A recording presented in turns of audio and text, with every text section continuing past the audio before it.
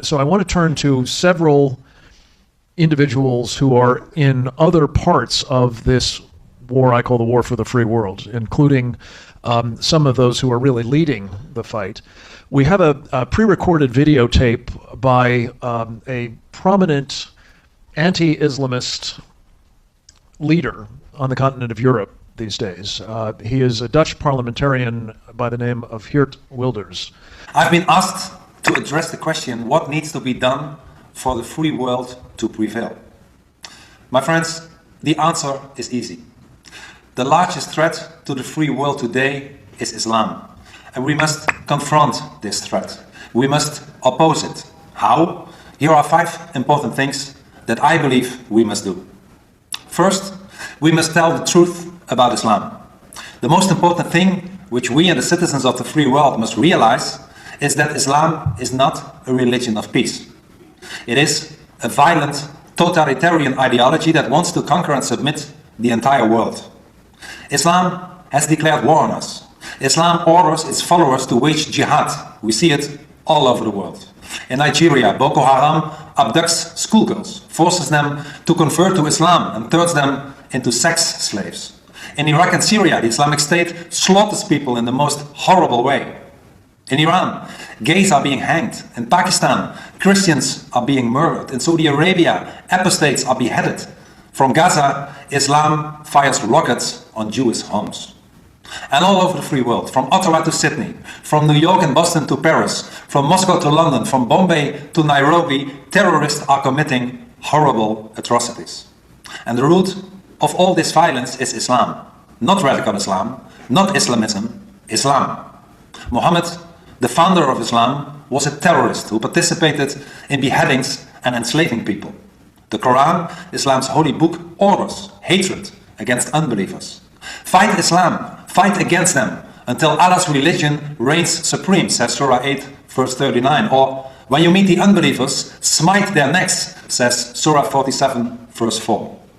And people who say that Islam is a religion of peace are either ignorant about Islam or are lying about it. And we must expose these lies. Islam is violent. Islam is dangerous. The less Islam, the better. I would like to highlight the fact that we have heard from some speakers, notably some of our European friends, Lars Hedegaard, Geert Wilders, discuss Islam, not radical Islamism, not Islamist movements and things like that. And I think that I would like to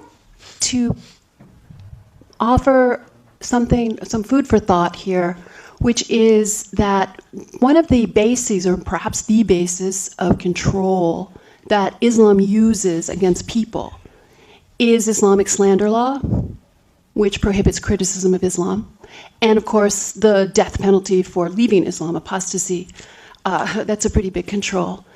And I think, and I've been thinking about this for a long time, and I've talked about it with many of you over the years, I do believe that when we and some of our most fiery, passionate leaders, political leaders, persist in discussing Islamism and radical Islam, and most of the fighting right, you might say, subscribes to this as well. I believe that we are operating under Islamic slander law that prohibits the criticism of Islam. And when you hear someone like Lars or Geert Wilders and some of the others actually speak about Islam, it is simple, it is also defensible. And when we go back to the language of radical Islam, I think the implication is always that there is some regular Islam that has a regular Quran and a regular Sharia and a regular prophet that is okay and completely compatible, and all the measures that we want to take to protect ourselves or to fight against these incursions into our own liberties, we're always completely still shadowboxing with this fantasy notion. And I say it's fantasy only because the books are there to prove it, as Noni Darwish mentioned earlier. So I just put it out there for somebody to think about, because I know everyone here really, really wants to get at this and move this forward. And I think we have a lot to learn from some of our European friends and others. Steve Coughlin. Thank you. I'd like to kind of write in on that draft. We had someone talk earlier about the fact that Sisi stood before Al-Azhar and called out the violent extremist radical radical extremists, violent people, fundamentalists. I could keep going here. He did not do that. He went to Al-Azhar and he told the imams at Al-Azhar, and that is as doctrinal and mainstream as it gets, that they are responsible for what's going on, not calling them radical, but recognizing that their tradition, meaning Islam to date, is, I think as he sees it, going to destroy the Muslim world. But in doing that, he didn't call them radical. He called them who they are. And the blind sheikh was brought up earlier. His only status is that his status as an imam from Al-Azhar. Qawadari is from Al-Azhar. Azam, who founded the Muslim Al-Qaeda, is from Al-Azhar. We've heard phrases like radical Islamic extremist, extreme Sharia, fundamentalist, which if I could, when you use the word fundamentalist, which is actually a term that only applies to a 20th century Protestant Christian movement, you're allowing that word to be used against Christians in the future, because there's no such thing as fundamentalist Islam, okay, and a whole lot of other language. What you're doing is you're denying the fact that Islam is what it is. Now, I understand the tactics of it, but here's the thing. One of the reasons I use Reliance of the Traveler is because at the very beginning of the book, it says it was approved by Al-Azhar. And then you go to another page and you get the triple hit. It said it was approved by the American Muslim Brotherhood, which is everybody, anybody in this government and media talk to. Okay, it was signed also by, he also signed that in his capacity representing a school in, or a center in Saudi Arabia, so it also represents Saudi buy-in. But most important, that entity he signed off on their name, I think it's I can't remember what it is in Riyadh or Jeddah, is the OIC's subordinate element that does Sharia law, so that we know when we quote Reliance of the Traveler, it represents the prevailing view of Sunni Islam, period. So if I can take a quote out of that book, it is Islam, as is understood by everybody you talk to. So if you think, so when you decide you're going to call this extreme radical, you've already submitted, I understand the tactics of it, that you have to bring people along. But if you're basically saying, as some people are, radical Islamic extremists, they're extremely correct. They're violently correct. And that is why the moderates can't get a hand in there. That's why they're all over here. So I just think we need to get there. David Yerushalmi. I want to have Rob come and speak to Diana West's comment about the imposition of the blasphemy laws in the United States de facto in some of the cases we've dealt with. Bring that mic a little closer. But before I do that, I just want to drill down on something. This is a group of professionals, and I want to make sure that we're all speaking at the same level. Understand that the Quran, the scripture, and even the hadith, which are the legal sunnah, those sunnah that have legal implications, in and of itself, while it's the basis of Sharia, the threat doctrine, in and of itself, it's somewhat meaningless. In the same way that in the Torah or the New Testament, there is the lex talionis, an eye for an eye. It literally says that. But what comes on top of that is everything. Sharia is scripture and it is hadith. But what it really is millennia of usul al-fiqh, the science of Islamic jurisprudence, fiqh. That doctrine tells the devout Muslim what abrogation is. It tells the devout Muslim how to read any particular surah. The problem that Zuhdi has, and I'm a great admirer of Zuhdi's, and we have all kind of gone back and forth on that. But the problem he does have is if you're going to ask any moderate or academic Muslim who wants to read those verses differently than they have been over 1,000 years, he has to figure out a way to, as it were, replace the ulama, the legal authorities. It would be like me saying, I want to interpret the Commerce Clause as it literally says, which is not how it's interpreted. The only way I could do that is to get Andy or someone else appointed to the Supreme Court. Well, I can't do that, so it's just not reasonable. Yeah, not in any Senate that I know of. we're holding out great hope nonetheless. Now, As a national security intelligence officer, I have a duty to make a call about who constitutes a national threat and who doesn't. And we take a look at what that doctrine is, and we assess the relevant combat power capable of being projected from the institutional understanding, which is the doctrinal understanding, which these people have behind them from Al-Azhar, and we have the moderates who do not have a basis. And so when we take a look at how we're going to orient on the enemy, we are not orienting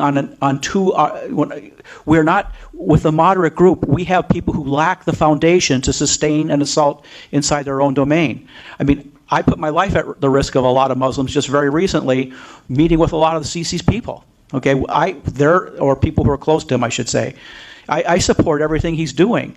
He knows that what a lot of people don't know is the next day he had Al-Azhar imams come out and say what he said was apostasy. And when someone does an analysis of that, they have to say, they're right. And we have to understand that they're right. And we have to understand that because it means, first of all, Sisi crossed the Rubicon in his own domain. There's no going back on that. And second of all, we support what he's doing, but we also have to understand that he's drawing on the current feeling inside Egypt that they just don't want to do that anymore. That's not moderate Islam, and we don't need to talk about it. We don't want to do it. And I'm all for that, so I think it's not good to use the words like moderate because you actually crouch those people out. You brand them moderate, that's what makes them get tagged by the Al-Azhar imams. Just let that argument go. But it's important. Personally, I don't have a stake. I completely agree with everything you said. But I also think from the combat power analysis point of view, when we look at what Zudi says along with what the Imam of Al-Azhar says in any century, and we say, wow, it's like that. We can't pretend that doesn't make a difference, not in our personal opinions. I could care less. But it makes a difference in how we do an estimate of the threat and how to defeat them and what it will take. Well, I'll stop there. Could I ask someone who hasn't asked for recognition to say something? Jerry Johnson, president of the National Religious Broadcasters Association, you have been very much engaged, in particular on helping promote this understanding of our founding values and so on, but also on the threat that Sharia blasphemy laws and other restrictions on freedom of expression represent. I would welcome in your a couple of weeks, February 24th, we'll be having our convention in Nashville. We'll have about 4,500 people there. We have 17 speakers on Islam. This has never been done before at NRB. We have thousands of members. We have about 60 million listeners every week. Not potential audience, but actual audience. And I have to tell you, I think evangelical Christians have been kind of late to the game in this. I think we've heard different expressions and actually different views of how to approach this. But defeating jihad is going to be a coalition effort. So I think that's okay. But I want to represent that coalition, part of the coalition today, evangelical Christians, to say, I think, there's a theological challenge. Most evangelical Christians have been thinking about missions and evangelism and, winning Muslims to Christ, to Christianity. That's been what they think about. And stopping this at the source, moderates, moderns, nominal Muslims, liberal Muslims. And I think, that's going to remain a priority. We're going to affirm that. I think what we're going to be doing is stressing, though, another biblical truth, which really comes from the Old Testament in Genesis 9:6. Whoever sheds man's blood, by man his blood shall be shed. It's a setting up of order, really, against the taking of human life. And then in the New Testament, Romans 13, that the government powers are ordained of God to use the sword, to use deadly force to protect human life. So, yes, we want to evangelize the moderates. We want to win them. But ISIS, the Taliban, Al-Qaeda, Hezbollah, and Hamas, they have to be killed. The government has to kill those who want to kill us. And Christian ministers must teach that. They must understand that, and they must demand that of government leaders.